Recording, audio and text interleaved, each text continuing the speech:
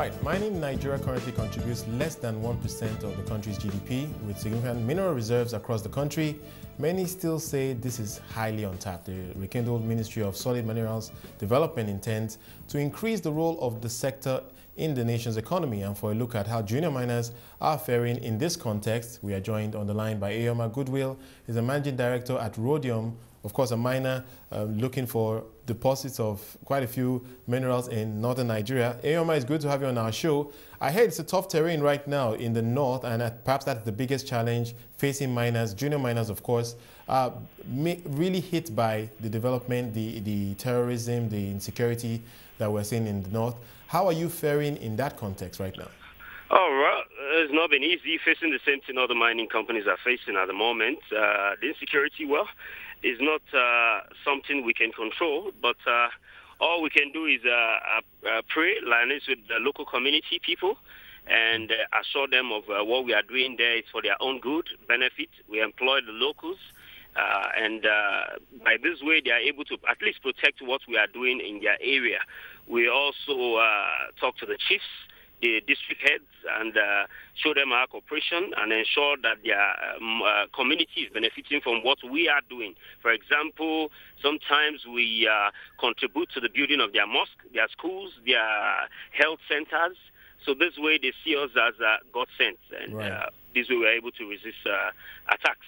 Okay, so you have to be creative in terms of engaging the people around you. But yes.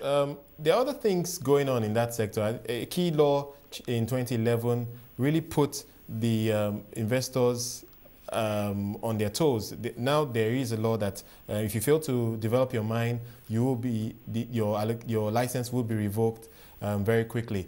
Are we seeing enforcement of that law right now, and how is that playing out in terms of how miners are faring in Nigeria now? Well, if you ask me, it's a very good law because before now you have people with over 30, 40, 50 licenses. They just hold the land to ransom, not working, and they will not allow others to work. And this is not good. So this law is a very good initiative from the Mining Cadastral Office. Right. Well, right now people are losing their licenses to people who can work. For example, my company, it affected my company somehow. We used to have about 28 licenses, which has been reduced to 14. We had to let go of the ones we cannot work on. Okay. We had to, some other companies took over them. We had to purposely just give it out to other companies who have the capacity to develop them and restrict ourselves to those ones we can work on. Speaking of capacity, I think one challenge that many miners are facing, like with many other industries, is the issue of capital. It's perhaps a little more prevalent in your case because mining is not something that I think even the banks are used to. And given the insecurity challenges that you're facing, it seems it's probably a no-go area for many banks right now. Exactly. Definitely. Yeah. So companies like ours were doing our own financing ourselves. That's just the truth of it. My company, we do small-time exportation of expensive minerals because right. we can't do bulk shipments. Iron ore, chrome, manganese is no-go area for us because these are materials we have to ship in thousands of tons. Right. The railway is not working. You can use trucks. As a matter of fact, as I speak, if you want to work with truck in Nigeria to ship bulk material, the best you can do is 10 trucks a day. 10 trucks a day will give you about 10,000 tons in a month.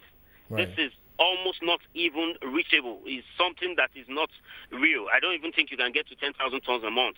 So we don't do bulk minerals. We do expensive minerals in low tonnage, like we ship to Korea last year, copper, about 2 containers every month, and we ship to India, tungsten, about 3 containers, just right. like that. Yeah. So it's clearly some infrastructure issues there, but talk to us about how foreign investors are getting involved. I know the Chinese are quite active, especially in the north, taking out minerals like iron ore. Give us a sense of to what extent they are getting involved in this market now. Oh, well, Chinese, they used to be very, very involved. They are almost everywhere right now in the north, but I think this year so far they've withdrawn. If you ask me, like they've abandoned their own project in Zamfara. They've left that place as I speak because of the insecurity and the people that were killed in Sokoto the other time. The Chinese left there, and some other Chinese in Bauchi are also withdrawn. So not all of them are actually going because the government has not been able to secure their project. Mining entails a lot of funds, These are millions of dollars these companies are bringing into our country. So if we cannot secure their money for them, they cannot work. So a lot of them are just waiting and hoping that our government will handle this. All right, I really have to wrap. I just want to ask you this very quick question. It's a tough terrain right now. What's the future like? What's the outlook for miners in Nigeria right now, in your view? Well, the future, not like I used to say it, if we don't handle the security challenge, the mining industry is going to collapse. This is just the truth. Because nobody wants to bring in serious money and invest in a country that has no security. Okay.